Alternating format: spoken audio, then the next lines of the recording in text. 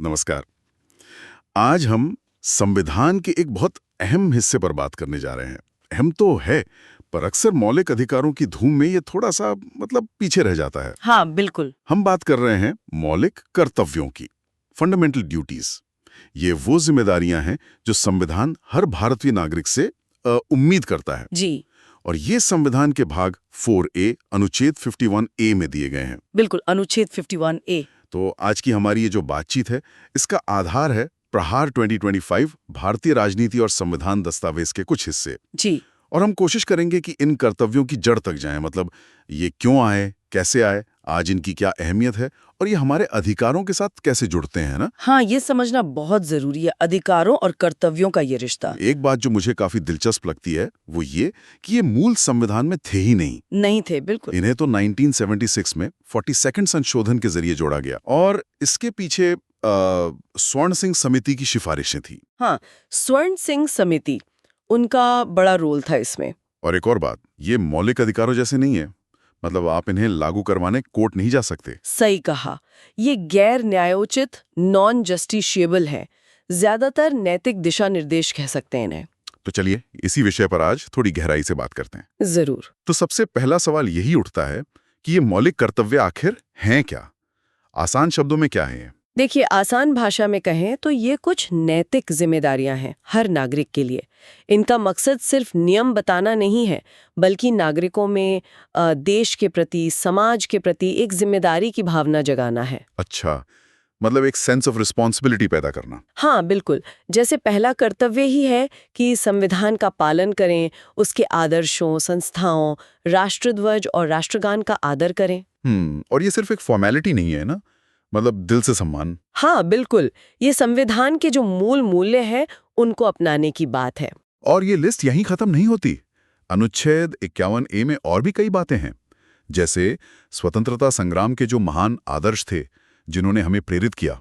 हाँ, उन्हें संजो कर रखना, उनका पालन करना, ये हमें याद दिलाता है कि हमारी आज़ादी किन उसूलों पर टिकी है। सही कहा।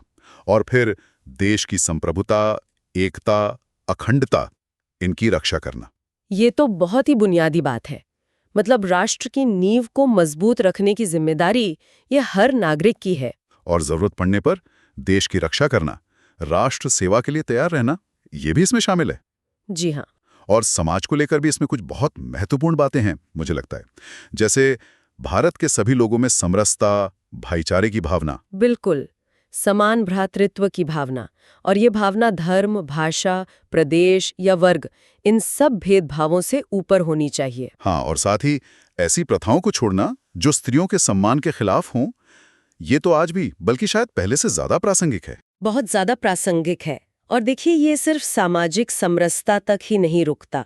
हमारी जो मिली-जुली संस्कृति है, सामाजिक संस्कृति, हाँ, कंपोजिट कल्चर। जी, उसकी जो गौरवशाली परंपरा है, उसका महत्व समझना, उसे बचाए रखना, अपनी विरासत को सहेजना एक तरह से। और पर्यावरण, इसका भी जिक्र है। वन, झील, नदी, वन्यजीव, इनकी रक्षा करना। हाँ, और सिर्फ रक्षा ही नहीं, बल्कि प्राणी मात्र के प्रति दयाभाव रखना। आज क्लाइमेट चेंज के दौर में ये कितना अहम हो गया है ना? बिल्कुल। और एक और दिलचस्प बात है, इसमें वैज्ञानिक दृष्टिकोण, मानववाद और ज्ञानार्जन तथा सुधार की भावना का विकास। हाँ, साइंटिफिक टेम्पर, ह्यूमनिज्म और spirit of inquiry and reform, ये एक आगे बढ़ने वाले समाज की निशानी है। मतलब सिर्फ परंपरा नहीं, तर्क और सुधार भी जरूरी है। सही। और फिर सार्वजनिक संपत्ति को सुरक्षित रखना, हिंसा से दूर रहना। ये भी बहुत जरूरी है। अक्सर हम देखते हैं विरोध प्रदर्शनों में सरकारी संपत्ति को नुकसान पहुंचाया जाता है। ये कर्तव्य याद दिलाता है कि वो संपत्ति भी हमारी ही है। हाँ, बिल्कुल। और आखिर में व्यक्तिगत और सामूहिक हर तरह की गतिविधि में उत्कृष्टता की ओर बढ़ने का लगातार प्रयास करना, ताकि देश आगे बढ़े, उपलब्धि की नई ऊंचाइयों को छुए। ये एक तरह से हर नागरिक का योगदान मांगता है देश की प्रगति में। तो कुल मिलाकर ये 11 कर्तव्य हैं जो एक जिम्मेदार नागरिक की रूपरेखा तय करते हैं। लेकिन अब वो सवाल फिर से आता है, इन्हें जोड़ने की जरूरत क्यों पड़ी, वो भी 1976 में, आजादी के इतने साल बाद? हाँ, ये सवाल बहुत महत्वपूर्ण है और इसका जवाब, जैसा आपने कहा, उस समय के माहौल में है। 42वां संशोधन 1976, स्वर्ण सिंह समिति, ये सब इमरजेंसी के दौर के आसपास की बातें हैं। जी। उस समय ये महसूस किया गया, शायद शासन स्तर पर, कि नागरिक अपने अधिकारों को लेकर तो बहुत जागरूक हैं, आवाज उठाते हैं, लेकिन कहीं ना कहीं अपने कर्तव्यों को भूल रहे हैं या नजरअंदाज कर रहे हैं। अच्छा, मतलब एक असंतुलन महसूस हुआ। हाँ, कुछ ऐसा ही। स्वर्ण सिंह समिति का यही मानना था कि लोकतंत्र में अधिकार और कर्तव्य ये दोनों साथ साथ चलने चाहिए। सिर्फ अधिकार मांगना और कर्तव्य न निभाना ये ठीक नहीं है। तो नागरिकों को उनकी जिम्मेदारियों का एहसास दिलाने के लिए, उन्हें याद दिलाने के लिए इन कर्तव्यों को संविधान में जगह देने की सिफारिश की गई। ये बताने की कोशिश थी कि अधिकार अकेले नहीं आते, उनके साथ जिम्मेदारियां भी आती हैं। ये बात तो बिल्कुल सही लगती है कि अधिकार और कर्तव्य एक ही सिक्के के दो पहलू हैं।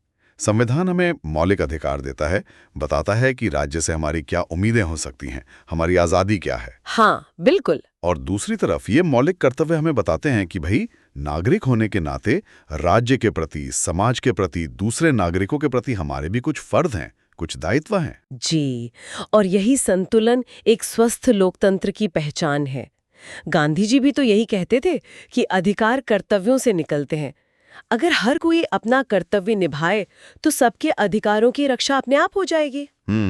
ये संतुलन नागरिक को सिर्फ अधिकार मांगने वाला नहीं बनाता, बल्कि एक जिम्मेदार भागीदार बनाता है। लेकिन यहाँ वो बात फिर आ जाती है, हमने शुरू में कहा था कि ये कर्तव्य न्यायोचित नहीं है, जस्टिशियबल नहीं है।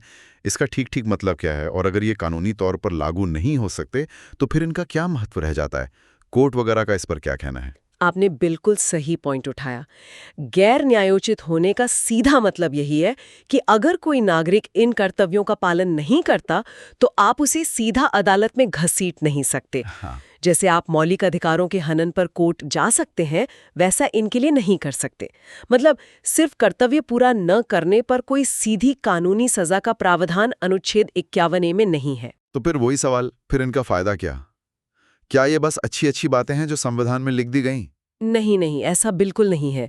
देखिए, भले ही ये सीधे तौर पर लागू करने योग्य न हो, सुप्रीम कोर्ट ने कई मामलों में इनके महत्व को माना है, उसे रेखांकित किया है।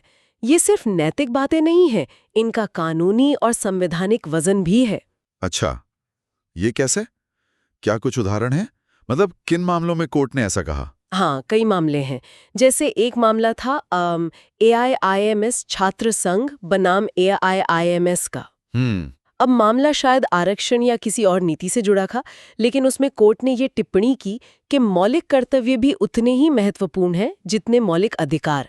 कोर्ट ने कहा कि दोनों में संतुलन होना चाहिए। यानी कोर्ट ने उनकी अहमियत को माना? हाँ, फिर एक और बहुत महत्वपूर्ण मामला है पर्यावरण से जुड़ा हुआ, रूरल लिटिगेशन एंड एंटाइटलमेंट केंद्र बनाम उत्तर प्रदेश राज्य। अच्छा, ये शायद वो खनन वाला मामला था। हाँ, संभव था। इसमें कोर्ट ने मौलिक कर्तव्यों का हवाला दिया, खासकर अनुच्छेद 51AG जो पर्यावरण संरक्षण की बात करता है। कोर्ट ने कहा कि पर्यावरण की रक्षा करना सिर्फ सरकार का ही नहीं, बल्कि हर नागरिक का भी कर्तव्य है। तो यहाँ कर्तव्य ने पर्यावरण कानूनों को समझने और लागू करने में मदद की। ये तो वाकई दिलचस्प है। मतलब एक चीज जो सीधे लागू नहीं हो सकती, वो कानून की व्याख्या में मददगार हो रही है। बिल्कुल। और 2003 का जस्टिस रंगनाथ मिश्रा का निर्णय भी है। उसमें तो सुप्रीम कोर्ट ने और आगे बढ़कर कहा कि मौलिक कर्तव्यों को प्रभावी बनाने के तरीके खोजने चाहिए, चाहे वो सामाजिक दबाव से हो या कुछ मामलों में अप्रत्यक्ष कानूनी तरीकों से। अप्रत्यक्ष कानूनी तरीके मतलब कोर्ट ने वर्मा समिति की रिपोर्ट का जिक्र किया था। उस समिति ने कुछ ऐसे मौजूदा कानूनों की पहचान की थी जो असल में मौलिक कर्तव्यों के किसी न किसी पहलू को लागू करने में मदद करते हैं। अच्छा। जैसे कानून है या फिर वन्यजीव संरक्षण अधिनियम है। ये कानून सीधे 51A को लागू नहीं करते, पर ये उन मूल्यों को तो लागू करते ही हैं जिनका जिक्र कर्तव्यों में है। समझ गया। तो भले ही अनुच्छेद 51 खुद सजा नहीं देता, लेकिन दूसरे कानून बनाते समय या उनकी व्याख्या करते समय इन कर्तव्यों को ध्यान में रखा जा सकता है, एक गाइड की तरह। हाँ, बिल्कुल यही बात है। ये एक तरह से मार्गदर्शक सिद्धांत बन जाते हैं।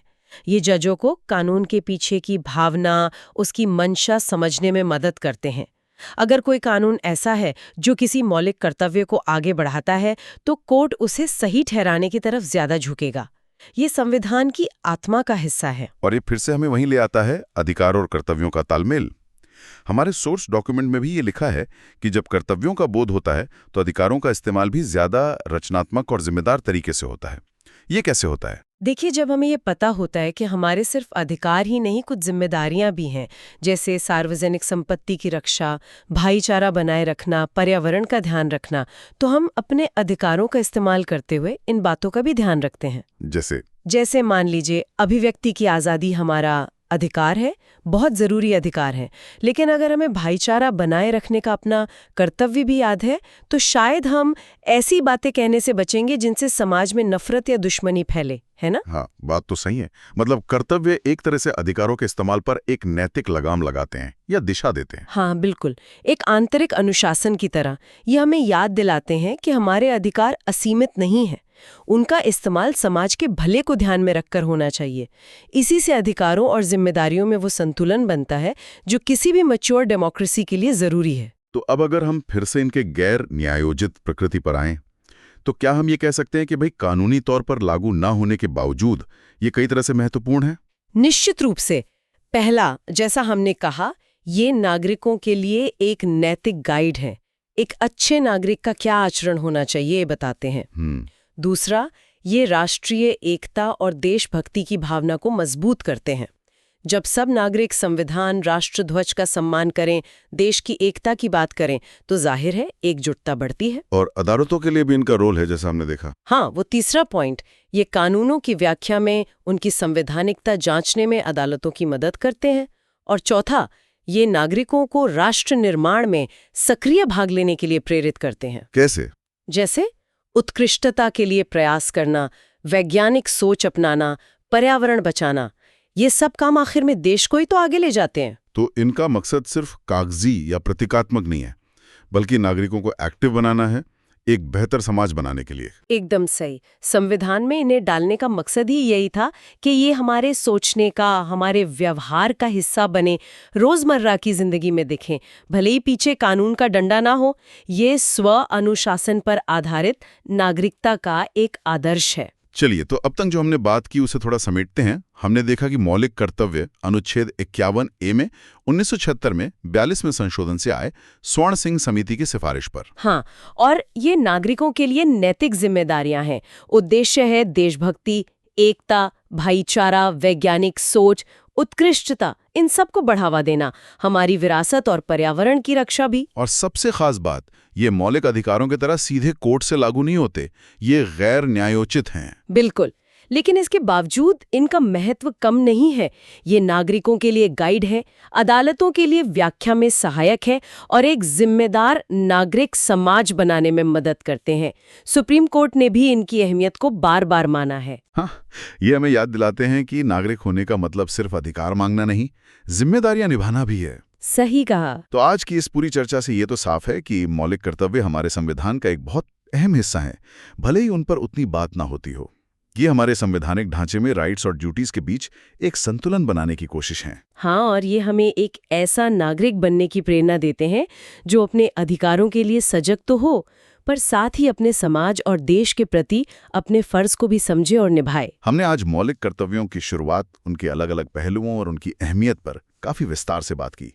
ये साफ है कि कानूनी तौर पर बाध्यकारी न होते हुए भी एक जागरूक और जिम्मेदार नागरिक के लिए इनका मतलब बहुत गहरा है। बिल्कुल, और यहीं से एक सवाल मन में आता है जिस पर शायद हमारे सुनने वाले भी सोच सकते हैं। हाँ, बताइए। कि अगर ये कर्तव्य कानूनी रूप से लागू नहीं होते, मतलब कोई सजा नहीं है इनके उल्लंघन पर, तो फिर क्या चीज है जो हमें इन्हें मानने के लिए प्रेरित कर सकती है, व्यक्तिगत स्तर पर भी और सामूहिक रूप से भी?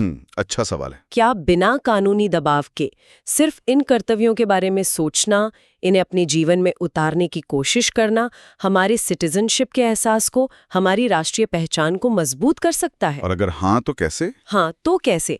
ये सोचना वाकई दिलचस्प होगा कि ये नैतिक जिम्मेदारियां बिना किसी बाहरी दबाव के समाज को और देश को किस तरह से बेहतर बना सकती हैं।